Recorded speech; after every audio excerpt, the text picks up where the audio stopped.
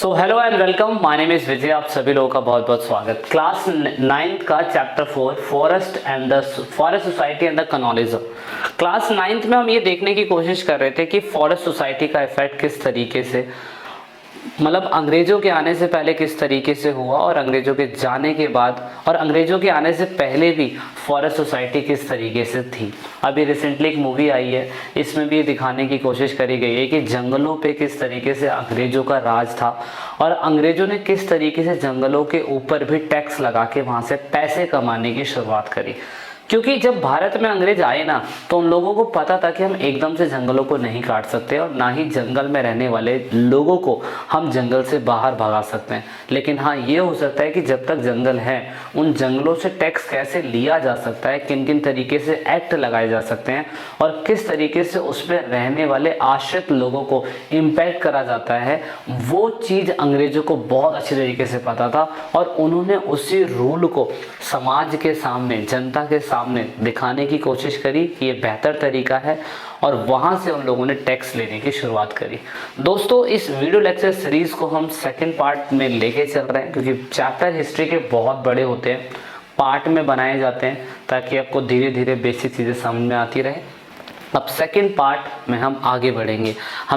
अगर आप लोग ईपी फैमिली के साथ जुड़े हुए हैं तो आप बहुत अच्छी बात है। टेलीग्राम अकाउंट है, नोट्स मिलते हैं आप सभी लोगों को फ्री ऑफ कॉस्ट, वहाँ जा सकते हैं।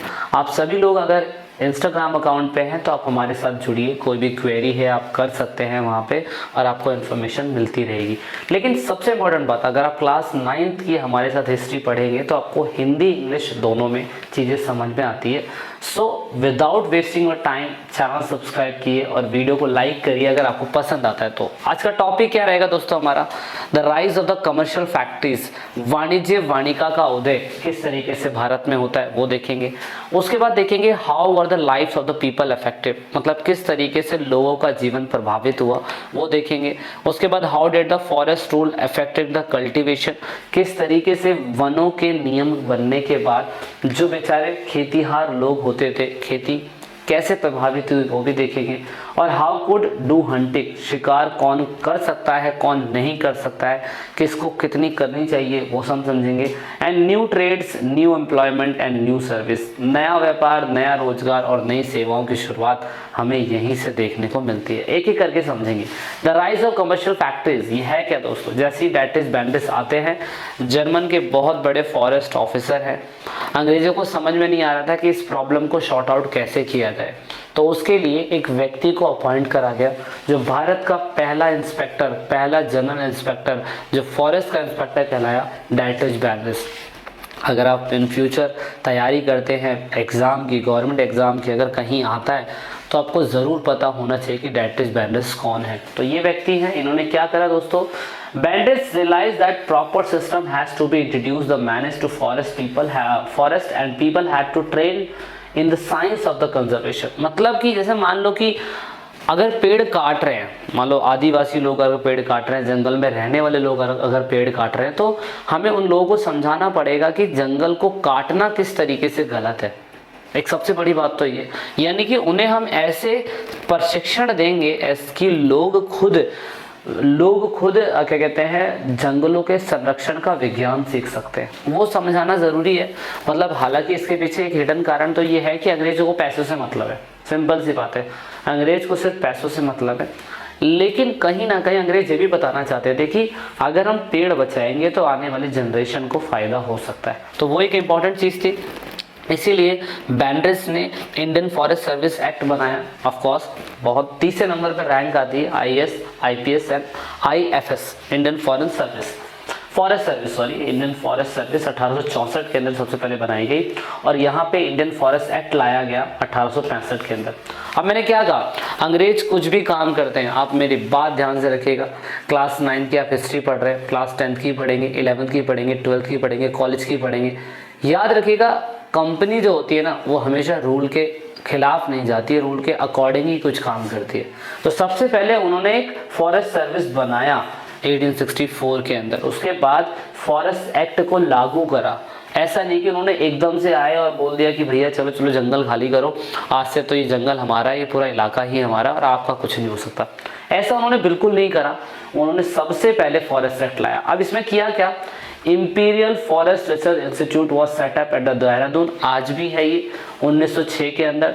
The system they taught here to call the scientific forestry, वैज्ञानिक वनिका इन लोगों ने बताया 1906 के अंदर। इंपीरियल का मतलब क्या होता है, इंपीरियल ब्लू का मतलब वो मत समझ लेना, इंपीरियल का मतलब ये होता है कि ऐसा साम्राज्यशाही शासन जो उस समय पे अंग्रेजों का चल रहा था, साम्राज्यवादी सरकार को इंपीरियल कहते हैं हम लोग। और उन लोगों ने देहरादून के अंदर 1906 के अंदर वैज्ञानिक वाटिका बनाई। ये है क्या दोस्तों, वन विभाग द्वारा पेड़ों की कटाई जिसमें पुराने पेड़ काटकर उनकी जगह नए पेड़ लगाए जाए। इंपॉर्टेंट चीज ये थी, मतलब साइंटिफिक फॉरेस्ट्री समझाने का मतलब ये कि जंगलों को अगर आप काट रहे हैं तो भैया उनकी जगह नए पेड़ भी तो लगाओ। और दूसरे, अगर आप जंगल के पेड़ काटते जा रहे हो तो कहीं ना कहीं कुछ जंगलों के पेड़ के अंदर कुछ ऐसी पेड़ पौधों की स्पीशीज होती है जो बड़ी कीमती होती है और आने वाले समय में जो लोगों को मिलेगी भी नहीं। और इसीलिए हमें समझना ये ज़रूरी है कि कहीं ना कहीं अगर लोगों को नहीं मिलेगी तो भैया फिर तो प्रजाति खत्म हो जाएगी पेड़ पौधे की। तो ये चीज़ अंग्रेजों ने 1906 के अंदर समझा। और उसके बाद the Indian forest act was admitted twice, once in 1878 and then in 1927। मतलब कि सबसे पहले तो इंडियन फॉरेस्ट एक्ट 1865 के अंदर बना दिया गया। उसके बाद उसमें कुछ बदलाव करे गए, बदलाव 2 बार करे गए, याद रखना, एक बार 1878 के अंदर और एक बार 1729 के अंदर इसमें बदलाव करे गए। बदलाव करने का सिंपल सा मतलब है कि भैया बदलाव तो जीवन में बहुत ज़्यादा ज़रूरी है वैसे भी और वैसे भी। और ऑफ कोर्स जब ये बदलाव करे गए तो फिर समझा लोगों ने कि फॉरेस्ट को 3 तरीके से बनाया जाना चाहिए। कैसे, जब ये डिवाइड करा गया, पहला एक्ट 3 कैटेगरी में बनाया गया, रिजर्व फॉरेस्ट, दूसरा प्रोटेक्टेड फॉरेस्ट और तीसरा विलेज फॉरेस्ट। 3 टाइप के फॉरेस्ट बनाए गए। इन फॉरेस्ट को बनाने का मेन मकसद था कि बहुत ही अच्छी तरीके से लोगों को ये समझाया जा सके कि ऐसे फॉरेस्ट है जिनमें कोई भी नहीं जाएगा, ना ही किसी प्रकार के वहाँ पे पेड़ पौधे काटे जाएंगे। ये फॉरेस्ट सिर्फ और सिर्फ जीव जंतुओं के रहवास की जगह है, सिर्फ यहाँ पर यही लोग रहेंगे। दूसरी बात थी प्रोटेक्टेड फॉरेस्ट। ऐसे फॉरेस्ट जो प्रोटेक्ट रहेंगे, इनमें ऑफिसर्स घूमा करेंगे, ब्रिटिश ऑफिसर्स रहेंगे, परमिशन जाने की लिमिटेड होगी लोगों की। दूसरा, कुछ भी काम होता है जंगल वासियों के लोगों का तो वो विलेज फॉरेस्ट के अंदर ही हो सकता है। लेकिन विलेज फॉरेस्ट भी धीरे धीरे कम होता चला गया था जैसे जैसे एग्रीकल्चर बढ़ता चला गया। तो ये थोड़ा सा इंपॉर्टेंट है जो आपको समझना है। और हिंदी में क्या है आप देख सकते हैं, रिजर्व फॉरेस्ट को आरक्षित बोलते हैं, प्रोटेक्टेड को संरक्षित बोलते हैं और उसके बाद विलेज फॉरेस्ट को गांव का बोला जाता है, नॉर्मल है। सो however the life of the people affective, जब 3 तरीके के फॉरेस्ट बना दिए गए तो लोगों का जीवन कैसे प्रभावित हुआ। Number 1, villager want forest for the mix of the species to satisfy different needs. अब उन्हें तो विलेज फॉरेस्ट, विलेजर्स को तो ज़रूरत है कि भाई अपनी अलग अलग आवश्यकताओं के लिए वनों पे निर्भर होना, जैसे पेड़ पौधे हो गए, साग सब्जी हो गए, फ्रूट हो गए, टिम्बर हो गया, कोई मेडिसिन हो गया, किसी जंतु की कोई चीज़ हो गई, अलग अलग चीज़ें, अलग अलग नीड है तो उनकी ज़रूरत पड़ती रहती थी। तो आप देख सकते हैं मैंने थोड़ा सा एग्जांपल दिया है। तो जंगलों के अंदर बहुत सारी ऐसी चीज़ें होती है जो हमें समझ में नहीं आती है पर लोकल लोगों को पता होता है कि इससे ये बुखार ठीक हो सकता है, इससे वो दमा ठीक हो सकता है, उससे किसी जानवर ने काट लिया है तो उस फल के बीज को लगाओगे तो ऑफकोर्स ठीक हो जाएगा। तो ये लोगों को ज़रूरत थी। Of course the forest development wanted tree which were suitable for the building ship and the railways। और ऑफ कोर्स जो अंग्रेज थे उनको जंगलों की इसलिए ज़रूरत भी थी क्योंकि वो चाहते थे कि भाई वो शिप बनाना चाहते थे, वो रेलवेज बनाना चाहते थे, वो चाहते थे कि बड़ी बड़ी जगहों पे इन चीज़ों को बनाया जा सके। बड़ी बड़ी जगहों पे इन चीज़ों को जब बनाया जाएगा तो ऑफ कोर्स यहाँ पे फ़ायदा ये होगा कि कहीं ना कहीं आप देखेंगे कि जब जंगल के अंदर जब पेड़ पौधे बच जाएंगे तो इन फ्यूचर जब अंग्रेज लोग रेलवे ट्रैक्स बिछाएंगे तो उनके नीचे जो स्लीपर्स की ज़रूरत होती है, वीडियो लेक्चर सीरीज मैंने पहले भी बताई हुई थी, उनकी जो ज़रूरत होगी तो वो लोग कहाँ से लेंगे, अंग्रेज लोग तो ले नहीं पाएंगे। सो दैट इज़ वाई अंग्रेज लोग भी यहीं से लेंगे और इसी वजह से आप देखेंगे कि इनकी शुरुआत यहाँ से हो जाती है। अब ये कुछ ऐसे लॉक्स थे जो ऑफ कोर्स लोगों को मना थे, पर जंगल तो बस जिनका है तो वो तो इस्तेमाल करेंगे करेंगे।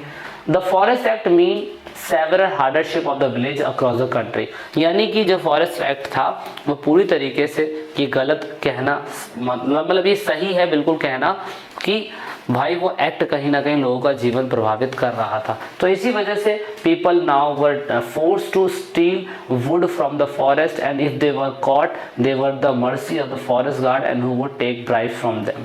मतलब बोला गया कि जंगलों के अंदर से अगर लकड़ी लेनी है और लकड़ी लेता हुआ अगर कोई पकड़ा गया तो क्रिमिनल कहलाएगा और उसके बाद उसके पनिशमेंट होगा, पैसे देने पड़ेंगे या उसे जेल भेजा जा सकता है वो। और एक बार तो ऐसा होने लगा कि अंग्रेजी सरकार जनता से पैसा घूस लेने लग गई कि आप जाइए। तो आपने वो जो मूवी है, क्या नाम है आपका, बड़ी फेमस मूवी, मुझे नाम याद नहीं आ रहा, जिसमें डायलॉग है झुकेगा नहीं साला, तो उसके अंदर भी सेम ऐसा था कि फॉरेस्ट एक्ट लगाया गया था लेकिन फिर भी लोग चंदन की पुष्पा मूवी का नाम था, तो लोग चंदन की तस्करियां कर रहे थे। कारण यही था सिंपल सा कि फॉरेस्ट एक्ट लगने के बाद भी लोगों का जीवन यापन तो उन्हीं से चल रहा है ना, तो इसीलिए वहाँ पे ये फिल्म इसी पे बेस्ड थी। अच्छा, दूसरा, how did the forest rule affected cultivation के जीवन पे कैसे प्रभावित हुए? तो one of the major impact on the European colony was practice of shifting cultivation of the swidden agriculture. से ये क्या है, जो उस टाइम पीरियड पे शिफ्टिंग कल्टीवेशन करते थे उनका भी जीवन बहुत प्रभावित हुआ। प्रैक्टिस शिफ्टिंग कल्टीवेशन क्या होता है आपको समझ में आना चाहिए। एक प्लेस से दूसरी प्लेस पे जब कोई शिफ्ट हो जाती है एग्रीकल्चर तो शिफ्टिंग कल्टीवेशन कहते हैं। पुराने ज़माने में ये होता था, जो लोग जंगलों में रहते थे करते थे, लेकिन ऑफकोर्स जब जंगल का हिस्सा ही कटने लग जाएगा या रिस्ट्रिक्ट प्लेस हो जाएगी तो लोग क्या करेंगे, जा ही नहीं सकते दूसरी प्लेसेस पे। इसीलिए लोगों को मिक्स क्रॉप उगानी पड़ी एक ही प्लॉट पे, और इसकी वजह से देखो ये चीज़ पेपर में आती है कि मिक्स क्रॉपिंग को, सॉरी शिफ्टिंग कल्टीवेशन को मिल्पा, लदंग, उसके बाद टाई और चेना अलग अलग जगहों पे अलग नाम से पुकारा जाता है। एनसीईआरटी आपको इसके थ्रू ये भी समझा रही है, तो इस पर ज़रूर फोकस कर लीजिएगा कि कहाँ क्या क्या बोला जाता है। दूसरा, European forests regard this practice as harmful for the forest. They felt that land which used for the cultivation every year few could grow tree for the railway timber. उन्होंने कहा यूरोप वासी ने कि जिस तरीके से आप वन को काट रहे हैं वो हानिकारक है। उन्होंने महसूस करा कुछ वर्ष के बाद पूरी तरीके से ज़मीन खेती के लिए इस्तेमाल करी जाएगी, लेकिन अगर इन फ्यूचर हमें रेलवेज बनानी हो तो हम लकड़ कहाँ से लाएंगे, सिंपल सी बात है, इसलिए उन्होंने रिस्ट्रिक्ट कर दिया। इस वजह से आप नोटिस करेंगे सरकार ने ये डिसाइड करा कि सरकार पूरी तरीके से शिफ्टिंग कल्टीवेशन पे ऊपर भी कर लगाना चालू कर देगी क्योंकि उनको पैसों से मतलब है। Many communities were forcefully displace from their home to forest, मतलब जो ऑफकोर्स जंगलों में रहते थे, ऑक्यूपाई करते थे, उन लोगों ने थोड़ा बहुत लड़ा भी, लेकिन उन लोगों को निकाल दिया गया कि आप जंगलों के अंदर नहीं रह सकते, आपको दूसरे व्यवसाय करने पड़ेंगे, क्योंकि जंगलों के अंदर बहुत सारे लोग जो भी वहाँ से मिलती थी चीज़ें उन लोगों को तो लेके आते थे, और जब वो लेके आते थे तो आप नोटिस करोगे उससे कहीं ना कहीं अंग्रेजों की आमदनी पे इफेक्ट पड़ेगा, है ना, इसलिए उन्होंने मना कर दिया। Who could do hunting? शिकार कौन कर सकता था? अगर असल में बहुत सारे ट्राइबल जो थे पहले टाइम पीरियड पे डेयर्स को, उसके बाद बाइसन को, और ऑफ कोर्स बहुत सारे लोगों को, हाथी को, जो भी जिनकी जरूरत पड़ती थी उनको मार दिया करते थे, लेकिन बाद में बोला गया कि ये दंडित है। In India, hunting of tiger and other animals have been the part of the culture of the court and the nobility of the centuries. मतलब शुरुआती समय में मैं कह सकता हूँ कि बड़े लोग ही शिकार किया करते थे, लेकिन पहले लीगल क्या, पहले तो कोई रूल ही नहीं था तो लोग शिकार कर दिया करते थे। फिर अंग्रेजों ने कहा कि ऐसा नहीं है, अगर आप जीव जंतु को मारते हो तो एक भाई आपका टाइगर एक गर्व की बात है, आप उससे मार दे रहे हो, आप एनिमल्स को मार दे रहे हो, तो वो चीज़ गलत है। बहुत सारे इंडियन राजा थे, ब्रिटिश ऑफिसर्स थे, बड़े लेवल पे एनिमल्स की किलिंग करा करते थे। एक व्यक्ति है नेपाल के शिकार के बाद लॉर्ड रीडिंग लिखा हुआ है यहाँ पे, फोटो में ये आपको चित्र 18 में मिल जाएगा। उन्होंने, आप देख सकते हो कि गांव के कुशल शिकारी हाँकने लगते थे और साहब बस गोली भर चलाना होता था, मतलब ये गोली चलाते थे, बस इनका शौक था गोली चलाने का, मतलब ये गलत था। बहुत सारे शिकार करने वाले लोग जो थे अपने शौक के चक्कर में बहुत सारे एनिमल्स को मार दिया करते थे, तो इसीलिए फिर बाघ, भेड़िया और दूसरे जो जानवर थे उनकी हत्या जो होती थी उनको पुरस्कार भी दिया जाता था। 80,000 टाइगर, 1.5 लाख लेपर्ड, 2,000 बहुत सारे भेड़िया, इन सब के लिए इस टाइम पीरियड पे रिवॉर्ड का सिस्टम हुआ करता था, और ऑफकोर्स बड़े अमीर लोग ही इन चीज़ों को करते थे। लेकिन ब्रिटिश गवर्नमेंट के आने के बाद अगर आप देखें तो आप कहेंगे कि एक जॉर्ज यूल करके थे, उन्होंने 400 बाघ को मार डाला था। सोचिए कितना गलत था। सो दैट इज़ वाई अंग्रेजों ने कहा अब ऐसा नहीं होगा, ये गलत था। अब इसी वजह से people lost livelihood in many ways after the forest department take control for the forest and some people benefit from the new opportunity that had open in the trade. Of course कुछ लोगों को फ़ायदा हुआ, और यहाँ से आप देख सकते हैं कि फॉरेस्ट बाद में जाके किराए पे दिया जाने लग गया।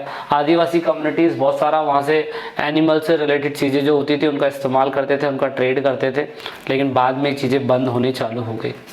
The British government gave money to the large European company farm to sole right of a trade in the production of the particular area।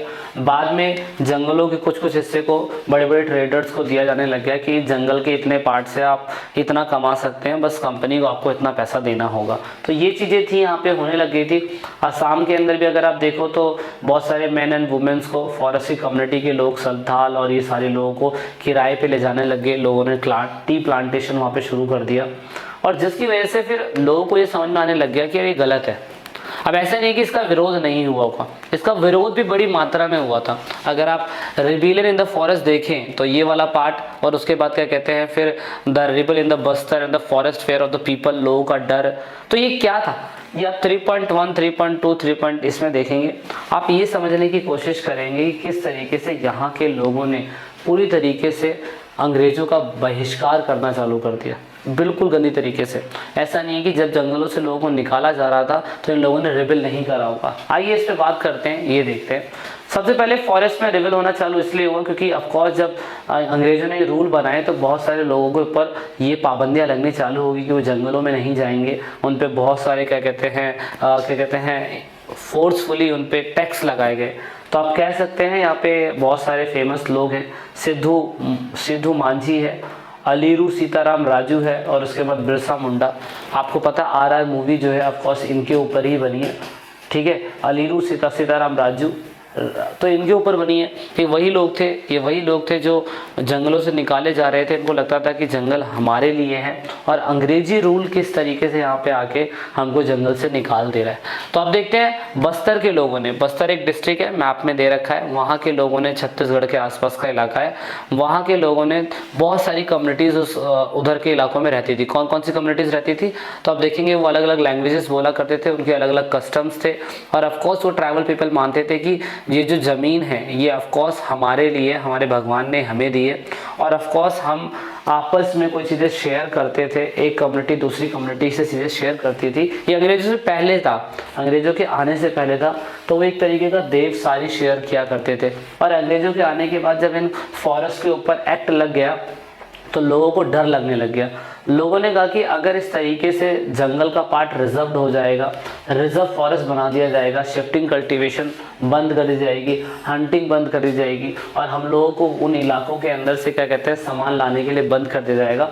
तो बस्तर के लोगों ने वहाँ पे छोटा मोटा क्या कहते हैं विरोध करना चालू करा।